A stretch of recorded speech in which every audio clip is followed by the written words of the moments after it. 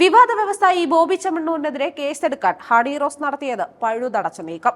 തനിക്കെതിരെ അപവാദ പ്രചരണം നടത്തിയ 30 പേർക്കെതിരെ ഹണി റോസ് പരാതി നൽകിയപ്പോൾ ഉടൻ തന്നെ കൊച്ചി സിറ്റി പോലീസ് കേസെടുത്തിരുന്നു.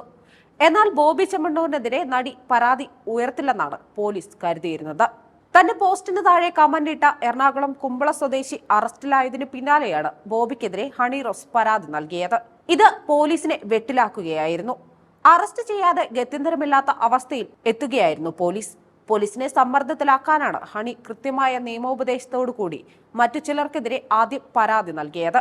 നേരിട്ട് പോലീസ് സ്റ്റേഷനിലെത്തി പരാതി നൽകിയത് കേസിന്റെ ഗൗരവം വർദ്ധിപ്പിക്കാനാണ്.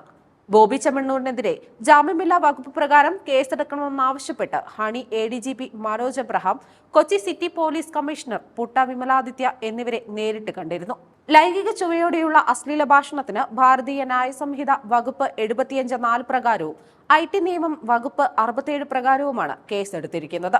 ജനുവരി 7 വൈകിട്ട് 5:30 എറണാകുളം സെൻട്രൽ പോലീസ് സ്റ്റേഷനിൽ നേരിട്ടെത്തിയാണ് ഹണി റോസ് പരാതി നൽകിയത്. ബോബി ചെമ്മണ്ണൂരിനെ അഭിസംബോധന ചെയ്തുള്ള ഇൻസ്റ്റഗ്രാം പോസ്റ്റിലൂടെ നടുത്തന്നെയാണ് പരാതിക്കാരും വെളിപ്പെടുത്തിയത്. താങ്കൾ എനിക്കെതിരെ തുടർച്ചയായി നടത്തിയ അശ്ലീല അധിക്ഷേപങ്ങൾക്കെതിരെ എറണാകുളം സെൻട്രൽ പോലീസ് സ്റ്റേഷനിൽ പരാതി കൊടുത്തിട്ടുണ്ട്. താങ്കളുടെ തന്നെ മാനസിക നിലയുള്ള താങ്കളുടെ കൂട്ടാളികൾക്കെതിരെയും പരാതികൾ പുറകെ ഉണ്ടാകും. താങ്കൾ പണത്തിന്റെ ഹുങ്കിൽ വിശ്വസിക്കും. ഞാൻ ഭാരതത്തിലെ നിയമവ്യവസ്ഥയുടെ ശക്തിയിൽ വിശ്വസിക്കുന്നു എന്നാണ് ഹണിയുടെ ഇൻസ്റ്റഗ്രാം പോസ്റ്റ്. അതേസമയം ഇൻസ്റ്റഗ്രാമിലടക്കം തനിക്കെതിരെ വന്ന അധിക്ഷേപ കമന്റുകളുടെ സ്ക്രീൻഷോട്ടും നടി പോലീസിന് കൈമാറിയിരുന്നു. അശ്ലീല കമന്റിട്ട 20 പേരെ തിരിച്ചറിഞ്ഞെന്നും നടപടി തുടരുമെന്നും city police commissioner Putta Vimaladitya പറഞ്ഞു. ജ്വല്ലറി ഉദ്ഘാടനത്തിനിടെ ഉടമ നടത്തിയ ദ്വയാർത്ഥ പ്രയോഗങ്ങൾക്കും കമന്റുകൾക്കുമെതിരെ നടി പരാതി നൽകിയിട്ടില്ലെന്ന് കമ്മീഷണർ വ്യക്തമാക്കി. ഇത് സംബന്ധിച്ച് നടി ഫേസ്ബുക്കിൽ പ്രതികരിച്ചിരുന്നു. അതിനെതിരെയാണ് സൈബർ അധിക്ഷേപം പരിധി വിട്ടത്.